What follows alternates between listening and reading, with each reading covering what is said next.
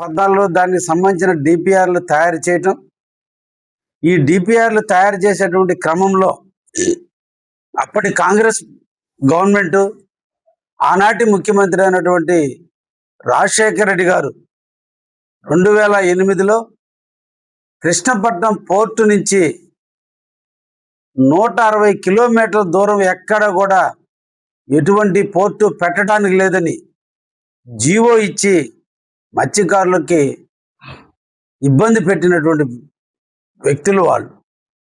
దాన్ని తొలగించి ఆ జీవోని సవరించి ఎక్కడైనా పోర్టులు కానీ ఫిషింగ్ హార్బర్లు కానీ పెట్టుకోవచ్చు అని జీవోని తెచ్చి డిపిఆర్లు తయారు చేసి 2017వ సంవత్సరంలో జువ్వలదిన్నె ఫిషింగ్ హార్బర్ కోసం కేంద్రానికి సంబంధించినటువంటి ఎన్విరాన్మెంటల్ క్లియరెన్స్ కానీ మ్యారిటైమ్ అనుమతులు కానీ అన్నీ కూడా తీసుకొని 2019 మార్చి 7వ తేదీన దీనికి చట్టబద్ధత కల్పిస్తూ జీవో తీసుకురావడం జరిగింది.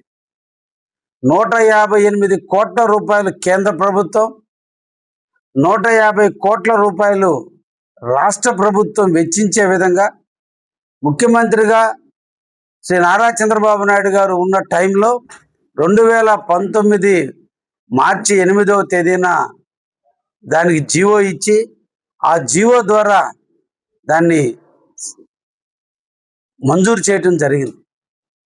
తర్వాత వచ్చిన ప్రభుత్వం 2 సంవత్సరాలు కాలయాపన చేసి 2021లో అన్ని అనుమతులతో వచ్చినటువంటి హార్బర్కి టెండర్లు పిలవటం, ఆ టెండర్లలో జరిగినటువంటి పరిస్థితుల్లో హార్బర్ను నిర్మాణం చేయటం, ఈ నిర్మాణం చేయించే ముందే ప్రభుత్వాలన్నీ కూడా ఆంధ్రప్రదేశ్లో ఉండేటువంటి హార్బర్లను అన్నిటినీ కూడా అధ్యయనం చేసినప్పుడు నిజాంపట్నం హార్బర్ 15 ఎకరాల స్థలంలో దాదాపు 30 సంవత్సరాల క్రితం నిర్మించినటువంటి హార్బర్ నడుస్తుంది. కాకినాడ హార్బర్ 12 ఎకరాల్లో నడుస్తుంది. మచిలీపట్నం హార్బర్ కొద్ది స్థలంలోనే ఉంది. దేశంలో అత్యంత పెద్దదైనటువంటి విశాఖపట్నం హార్బరు 64 ఎకరాలలో ఉంటే ఈ రోజున జువ్వలదిన్నెలో ఉన్నటువంటి ఫిషింగ్ హార్బర్ 115 ఎకరాల విస్తీర్ణంలో దీన్ని నిర్మించి అధునాతన సాంకేతిక విధానంలో దీన్ని ఏర్పాటు చేయాలని ముఖ్యమంత్రి వర్యులు శ్రీ నారా చంద్రబాబు నాయుడు గారు వచ్చినటువంటి విప్లవాత్మకమైన మార్పే ఈ జువ్వలదిన్నె ఫిషింగ్ హార్బర్. 115 ఎకరాల్లో ఫిషింగ్ చేసేది కొద్ది ఎకరాల్లో మాత్రమే. ఇప్పటికీ హార్బర్లో దాదాపు 50 బోట్లు కొనివ్వాలని స్థానికంగా ఉండే మత్స్యకారులకు అందరికీ కూడా ప్రధానమంత్రి మత్స్యకార యోజన కింద 1,20,00,000 రూపాయలు విలువ చేసేటువంటి బోట్లు కొనిచ్చాలని రాష్ట్ర ప్రభుత్వం కేంద్ర ప్రభుత్వం ఇచ్చేటువంటి 40% సబ్సిడీతో పాటుగా ముఖ్యంగా నెల్లూరు జిల్లా తెలుగుదేశం పార్టీ కలెక్టర్ గారు ముఖ్యమంత్రి గారు సూచనల మేరకు సిఎస్ఆర్ ఫండ్స్లో కూడా అదనంగా ఇంకొక 20% ఇచ్చి వాళ్ళ చేత బోట్లు కొనిపించి వాళ్ళందరూ కూడా ఎక్కడికో దూర ప్రాంతాలకు వలసలు పోకుండా ఈ ప్రాంతంలోనే మత్స్యకారులు చేపలు పట్టుకునేటట్టు చేయాలి. వాళ్ళందరూ కూడా ఈ హార్బర్ మీద ఆధారపడి జీవించాలి.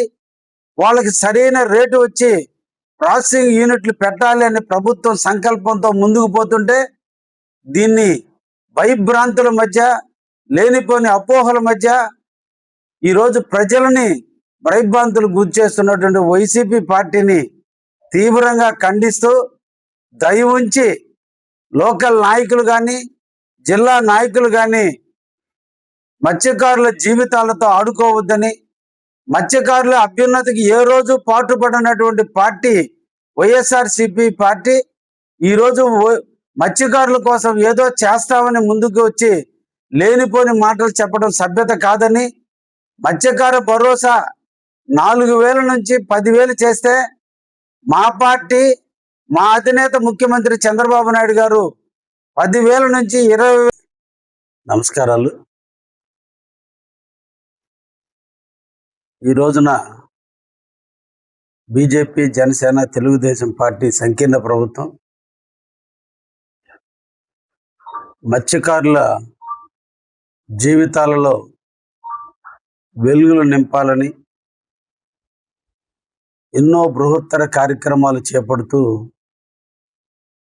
మత్స్యకార భరోసాని 10,000 రూపాయల నుండి 20,000 రూపాయలు చేసి ఎవరైతే సముద్రం మీద ఆధారపడి జీవిస్తున్నారో వారందరికీ కూడా ఈ నెల 15వ తేదీన వారి అకౌంట్లో వేస్తూ వారి జీవితాలకి ఒక వెలుగును నింపుతున్నటువంటి ఈ రాష్ట్ర ప్రభుత్వం, శ్రీ నారా చంద్రబాబు గారి నాయకత్వం, యువ నాయకుడైనటువంటి నారా లోకేష్ బాబు గారి నాయకత్వం, జనసేన అధినేత అయినటువంటి పవన్ కళ్యాణ్ గారి ఆలోచనలు, ఒక దార్శనికుడైనటువంటి ప్రధాని యొక్క ఆధ్వర్యంలో మత్స్యకారుల్ని నిరంతరం కాపాడుకుంటూ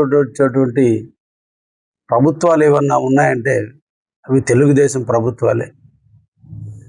బీసీలను గుర్తించి బీసీ రిజర్వేషన్ తీసుకొచ్చి స్థానిక సంస్థల ఎన్నికల్లో బీసీలకి సముచితమైన ప్రాధాన్యతనిచ్చినటువంటి పార్టీ తెలుగుదేశం పార్టీ.